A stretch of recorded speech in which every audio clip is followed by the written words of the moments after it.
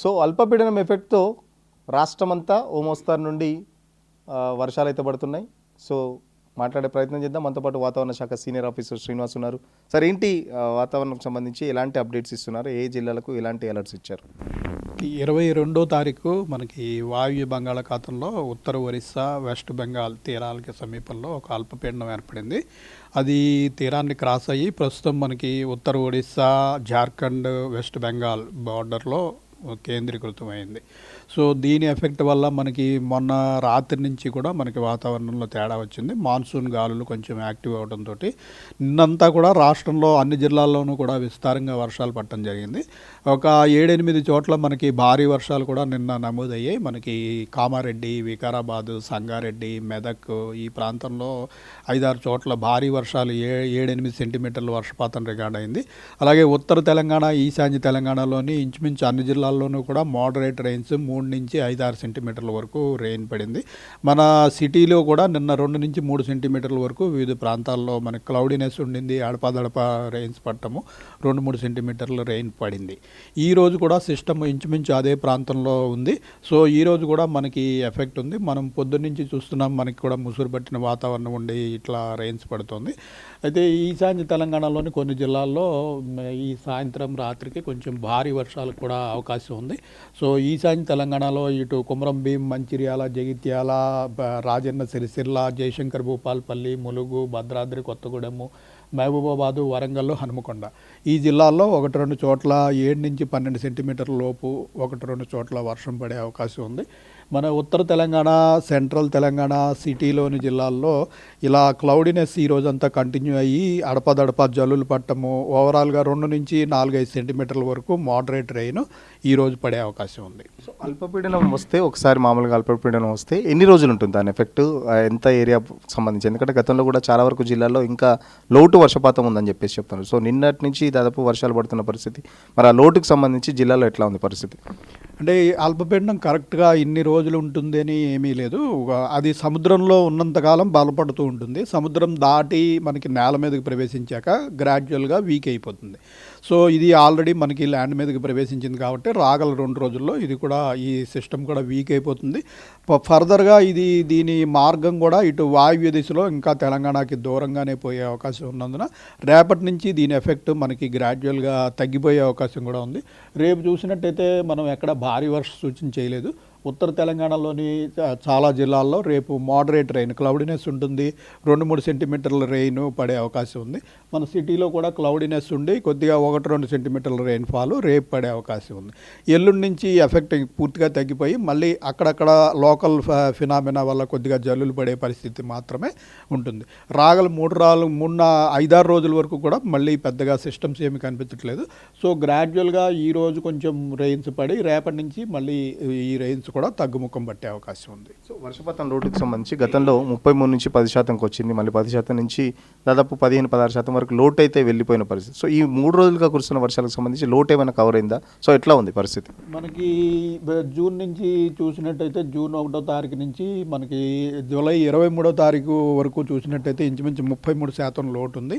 July ఆఖరి వారంలో ఈ ఈశాన్య తెలంగాణ ప్రాంతంలో అతి భారీ వర్షాలు 2-3 రోజులు బాగా పట్టడంతో ఆ లోటు మనకి 5% వరకు కూడా వచ్చేయడం జరిగింది.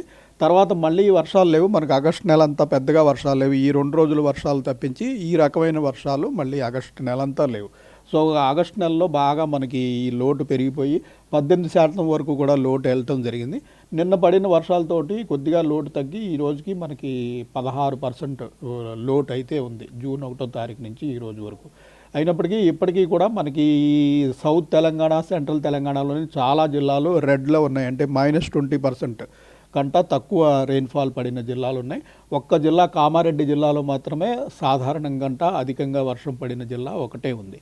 మిగిలిన ఈ సుమారు 15-16 జిల్లాల్లో మనకి ఈ లోటు వర్షపాతం ఇంకా కొనసాగుతుంది. ఎంటైర్ మాన్సూన్కి సంబంధించి అత్యధిక వర్షపాతం నమోదైన జిల్లా ఏంటి? సో ఇప్పటి వరకు అత్యల్పంగా ఉన్న జిల్లా ఏంటి తెలంగాణకు సంబంధించి? మనకి కామారెడ్డి జిల్లాలోనే అత్యధికంగా రెయిన్ఫాల్ సాధారణంగా కంట 34% అధికంగా పడింది. అక్కడ ఇప్పుడు 75 సెంటీమీటర్ల వరకు ఈ జూన్, జూలై, ఆగస్టు నెలల్లో అత్యధికంగా ఆ ప్రాంతంలో రికార్డ్ అయింది.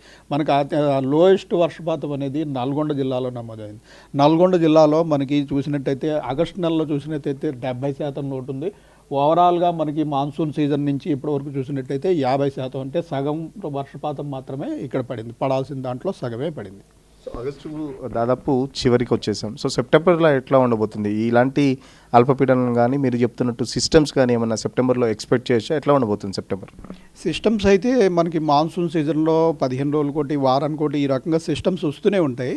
అయితే ఆ సిస్టమ్ ఎక్కడ ఏర్పడింది? మనకి తెలంగాణకి విస్తృతంగా రెయిన్స్ పడాలంటే మధ్య బంగాళాఖాతం, పశ్చిమ మధ్య బంగాళాఖాతంలో ఆంధ్రప్రదేశ్ తీరానికి దగ్గరలో ఏర్పడితే తెలంగాణలో ఎక్కువ రెయిన్ పడతాయి. అయితే మనకి ఈ మాన్సూన్ సీజన్లో ఇప్పటివరకు 5 అల్పపీడనాలు ఏర్పడాయి. ఈ 5 కూడా మనకి వాయు బంగాళాఖాతంలో ఒరిస్సా సరిహద్దులో, ఉత్తర ఒరిస్సా, వెస్ట్ బెంగాల్ ప్రాంతంలో ఏర్పడుతున్నాయి. దీనివల్ల మనకి కొద్దిగా ఫ్రింజ్ ఎఫెక్టే తప్పించి పూర్తిగా తెలంగాణ అంతా విస్తృతంగా భారీగా వర్షాలు పడే అవకాశం ఉండలేదు.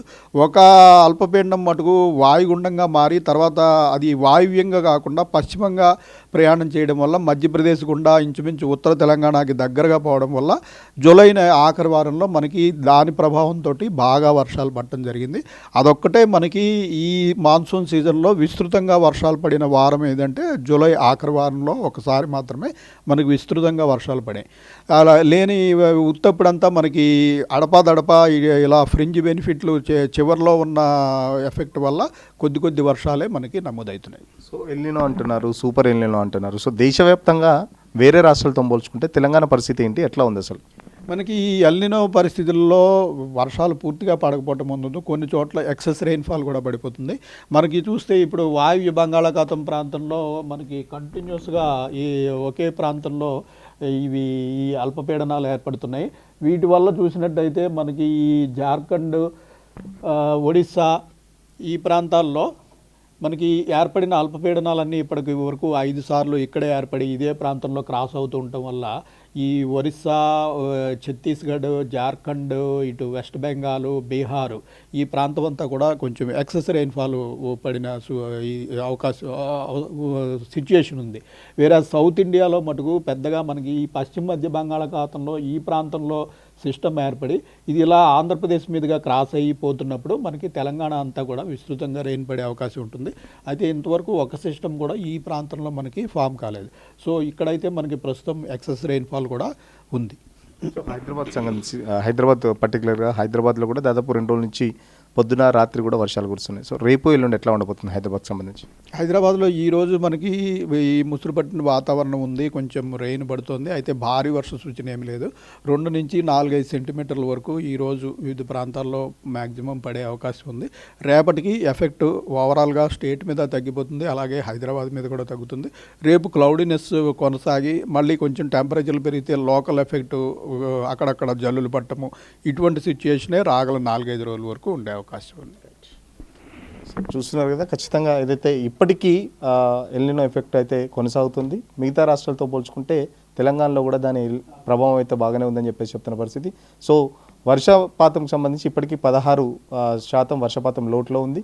ఇప్పటి వరకు అత్యధికంగా కామారెడ్డిలో వర్షపాతం నమోదైతే అత్యల్పంగా నల్గొండలో నమోదైంది. సో ఇప్పటివరకు కూడా చాలా వరకు జిల్లాల్లో ఇంకా వర్షపాతం లోటు అయితే మనకు చాలా స్పష్టంగా కనబడుతుంది. ఎల్నినో అంటే పూర్తిగా వర్షాలు పడతాయి, లేకపోతే పూర్తిగా వర్షాలు పడవని కాదు, వర్షాలు పడతాయి, బట్ పడిన చోట బాగా ఎక్కువ పడతాయి, పడని చోట అసలుకే ఉండని చెప్పేసి చెప్తున్నారు. బట్ పరిస్థితి ఈ మాన్సూన్లో దాదాపు 5 అల్పపీడనాలు ఏర్పడితే 5 అల్పపీడనాలకు సంబంధించి కూడా ఇప్పుడు వాతావరణ శాఖ అధికారి చెప్పినట్టు ఈ మనకు ఏపీ పరిధిలో పడితే మాత్రం తెలంగాణకు కానీ ఇటు ఏపీకి కానీ పెద్ద ఎత్తున వర్ష సూచన ఉంటుంది. బట్ ఏదైతే ఈ భువనేశ్వర్ మధ్యప్రదేశ్ ప్రాంతంలో పడి ఇది ఇటు మీదుగా పైకి వెళ్తున్నది కాబట్టి సో దాని ఎఫెక్ట్, అల్పపీడనాల ఎఫెక్ట్ కూడా చాలా వరకు తక్కువ ఉందని చెప్పేసి కూడా చెప్తున్న పరిస్థితి.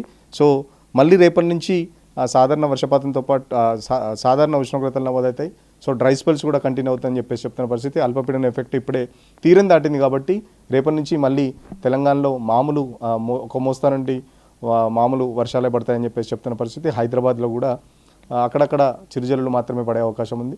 సో ఉన్న నీటిని ఖచ్చితంగా పొదుపుగా వాడుకోండి. రైతులకు కూడా అదే సూచిస్తున్నారు. మొదటి నుంచి వరి వేయొద్దు, తక్కువ వర్షపాతం ఉన్న నీటిని సంబంధించి పంటలు కూడా వేసుకోవాలని చెప్పేసి అధికారులతో పాటు ఇటు వ్యవసాయ శాఖ అధికారులు కూడా చెప్తున్నారు. సో ఉన్న నీటిని చాలా పొదుపుగా వాడుకుంటూ ఎల్నినో ప్రభావం ఇంకో సంవత్సరం వరకు, వచ్చే మాన్సూన్ వరకు, వచ్చే సమ్మర్ వరకు కూడా ఉంటుందని చెప్తున్నారు. కాబట్టి నీటిని చాలా జాగ్రత్తగా వాడుకోవాలని చెప్పేసి వాతావరణ శాఖ అధికారులు చెప్తున్న పరిస్థితి. వీడియో జర్నలిస్ట్ సతీష్తో సురేష్, ఆర్టీవీ కోసం, హైదరాబాద్.